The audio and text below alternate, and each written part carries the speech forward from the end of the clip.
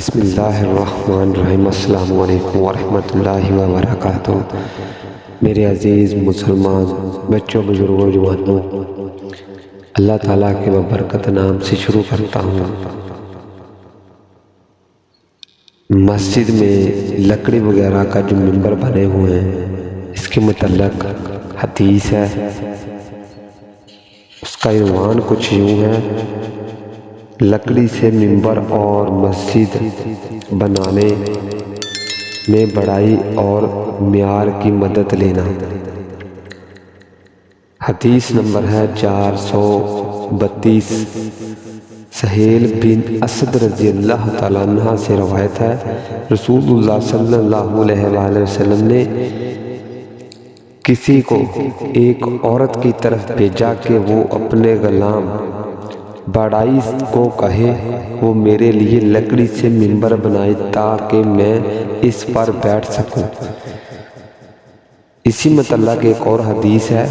حضرت جابر بن عبداللہ رضی اللہ تعالیٰ عنہ روایت کرتے ہیں کہ ایک عورت نے عرض کیا، یا رسول اللہ صلی اللہ علیہ وآلہ وسلم، کیا میں آپ کے لیے کوئی ایسی چیز بنا دوں جس پر آپ بیٹھا کریں، کیونکہ میرا ایک غلام بڑائی ہے جو یہی کام کرتا ہے۔ آپ نے فرمایا، اگر چاہتی ہو تو ممبر بنا دو۔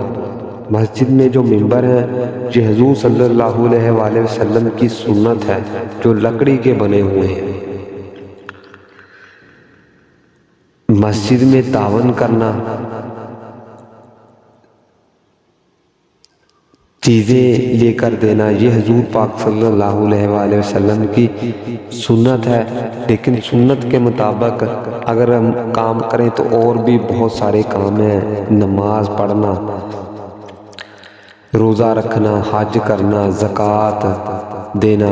لیکن آج ہم ان سب چیزوں سے کافی حد تک دور چلے گئے ہیں۔ میرے عزیز مسلمان بچوں، بزرگوں، جوانوں، اللہ تعالیٰ مجھے آپ سب کو حضور پاک صلی اللہ علیہ وآلہ وسلم کی ہر حدیث پر عمل کرنے کی ہمت اور توفیق عطا فرمائے۔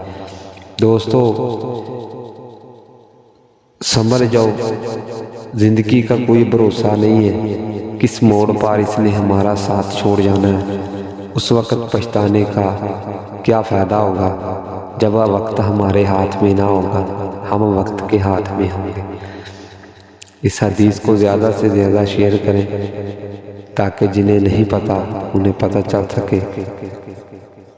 ہو سکتا ہے کہ میرے منہ سے نکلی ہوئی بات کسی کے دل میں اتر جائے۔ جزاک اللہ۔